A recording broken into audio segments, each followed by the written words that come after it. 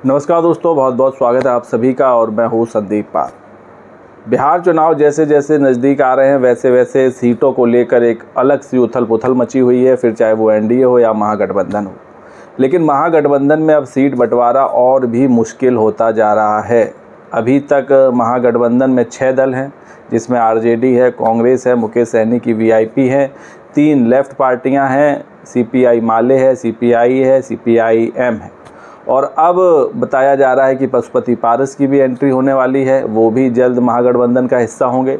और इस वक्त की एक और जो बड़ी खबर निकलकर सामने आ रही है वो ये कि झारखंड के मुख्यमंत्री हेमंत सोरेन की जो पार्टी है झारखंड मुक्ति मोर्चा, वो भी बिहार चुनाव लड़ने का मूड बना चुकी है और उसने भी 12 सीटों की डिमांड कर दी है। क्योंकि जो झारखंड मुक्ति मोर्चा है, झामुमो, वो इंडिया अलायंस का एक अहम हिस्सा है और वो इंडिया ब्लॉक के साथ है, तो उसने भी महागठबंधन में 12 सीटों की डिमांड रख दी है कि उनकी पार्टी 12 सीटों पर चुनाव लड़ना चाहती है। और इस ऐलान के बाद से अब आरजेडी की टेंशन थोड़ी बढ़ गई है, क्योंकि अभी ही सीट बंटवारा बड़ा टफ नज़र आ रहा है। सबको सम्मानजनक सीटें किस तरह दी जाएंगी एक बड़ा विषय बना हुआ है।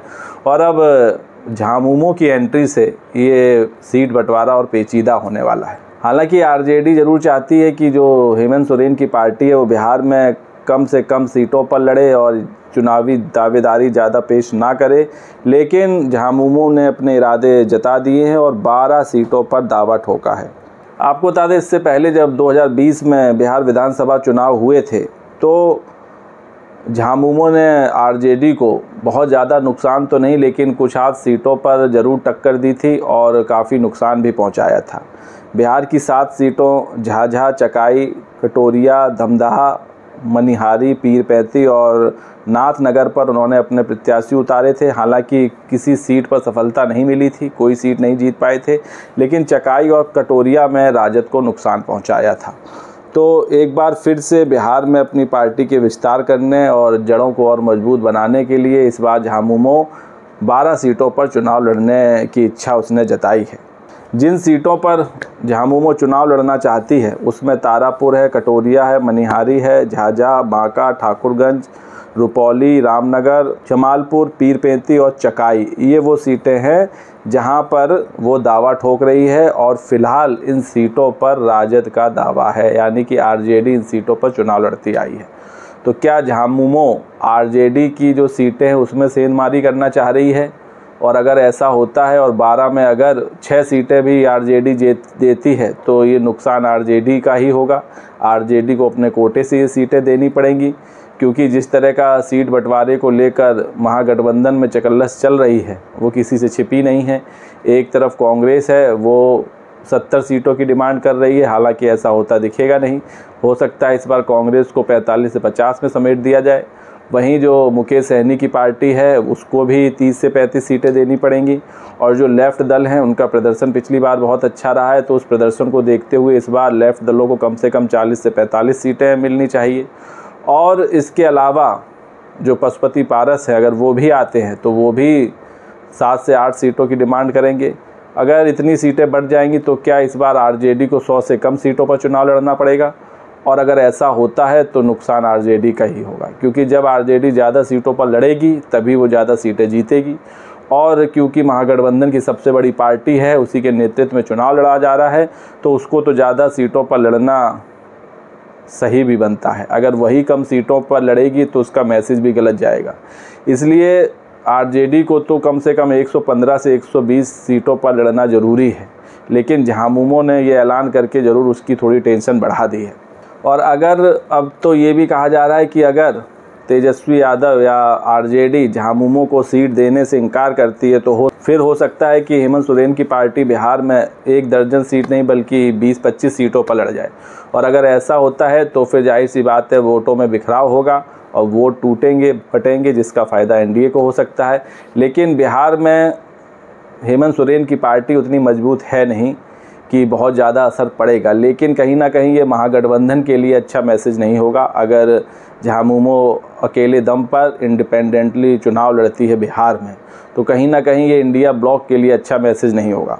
दरअसल अभी जो हाल ही में झारखंड में चुनाव हुए थे उसमें आरजेडी 6 सीटों पर चुनाव लड़ी थी और 6 में से 4 सीटें जीतने में सफल रही थी। इस बात से भी आरजेडी का उत्साह थोड़ा बढ़ा हुआ है।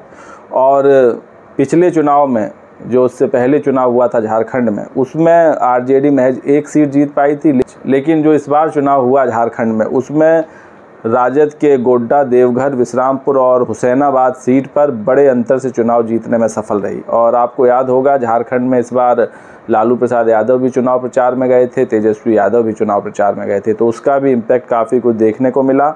और झारखंड में राजद ने 10 साल बाद बड़ी वापसी की है और 4 सीटें जीती हैं। तो कहीं ना कहीं झामुमो का ये मानना है, हेमंत सोरेन का ये मानना है कि उन्होंने 6 सीटें दी थी आरजेडी को झारखंड में और 4 सीटें हालांकि आरजेडी जीती थी और बहुत अच्छा परफॉर्मेंस किया था। तो उसी को देखते हुए झामुमो बिहार में 12 सीटों की डिमांड कर रही है। तो 12 सीटें देने का मतलब है कि ये सेक्रीफाइस आरजेडी को अपने कोटे से करना पड़ेगा और ऐसा होता दिख नहीं रहा है, क्योंकि अभी मुकेश सहनी की पार्टी को सीटें देनी है, लेफ्ट दलों को सीटें देनी है, पशुपति पारस को सीटें देनी है। इसके अलावा अगर आईपी गुप्ता भी महागठबंधन में आती हैं तो उनको भी 2-4 सीटें देनी पड़ेंगी। और ये जो सीट बंटवारा होगा तो इसमें जो सीटें कटेंगी वो आरजेडी और कांग्रेस की ही कटेंगी। और राजद ये कहीं से नहीं चाहता है कि ज़्यादा से ज़्यादा सीटें उसके खाते से कटें, वो कम से कम 120 या 125 सीटों पर चुनाव ज़रूर लड़ेगी। तो ज़्यादा जो सीट कटने की संभावना है वो कांग्रेस में दिखाई दे रही है। और फिर कांग्रेस को भी इतनी कम सीटें नहीं दे सकते हैं कि वो नाराज़ हो जाए या बगावत पर उतर आए, क्योंकि कांग्रेस इस बार माना जा रहा है कि 40 सीटों पर मान जाएगी, लेकिन 40 से नीचे नहीं जाएगी। तो अब इतनी सारी पार्टियां महागठबंधन में इंटैक्ट हो रही हैं जो सीट बंटवारे को लेकर टेंशन बढ़ा रही हैं। अभी तक झामुमो शांत थी, लेकिन अचानक उसने 12 सीटों की डिमांड कर दी है और वो भी बिहार चुनाव लड़ना जा रही है और वो भी बिहार चुनाव में अपनी किस्मत आजमाने जा रही है।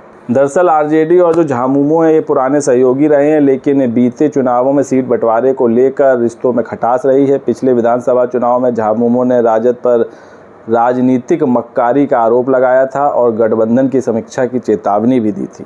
झामुमो का आरोप था कि झारखंड सरकार में राजद विधायक सत्यानंद भोक्ता को मंत्री भी बनाया, लेकिन राजद ने उचित राजनीतिक शिष्टाचार नहीं निभाया था।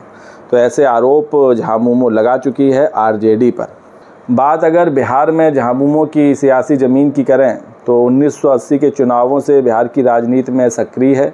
झारखंड बनने से पहले उसे दक्षिण बिहार में सफलता मिलती रही है, चकाई सीट पर उसकी जीत भी हुई थी। हालांकि इसके बाद वो इसे बरकरार नहीं रख पाई और 2010 में सुमित कुमार सिंह के जरिए सफलता के बाद 2020 में वो निर्दलीय उम्मीदवार के तौर पर जीते थे। तो जो एकमात्र विधायक थे झामुमो के, वो 2020 में निर्दलीय प्रत्याशी के तौर पर लड़े थे।